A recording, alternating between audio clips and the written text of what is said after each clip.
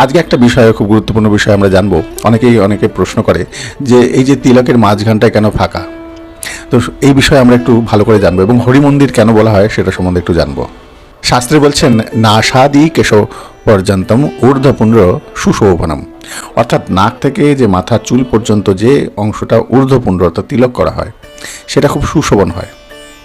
মধ্যে ছিদ্র সমাযুক্তম তদ্বিদ্যাধরি মন্দিরম, এই যে মাঝখানে ফাঁকাযুক্ত যে অংশটা, এই অংশটা পুরোটাকে ঊর্ধ্বপুণ্ড বা হরিমন্দির বলা হয়। এবার আমরা জেনে নিই কোথায় কে অবস্থান করেন। বাম পার্শ্বে স্থিত ব্রহ্মা, দক্ষিণে তু সদাশিব, অর্থাৎ তিলকের বাঁ দিকে থাকবে ব্রহ্মা এবং ডান দিকে থাকবে সদাশিব। মধ্যে বিষ্ণু বীজানিয়াত তস্মাৎ মধ্যে না লেপয়াত, অর্থাৎ মাঝখানটায় হচ্ছে বিষ্ণু স্থান, এই জন্য এইখানে কিছু লেপন করা যাবে না। এই শ্লোকটি পদ্মপুরাণ থেকে সংগৃহীত। জয়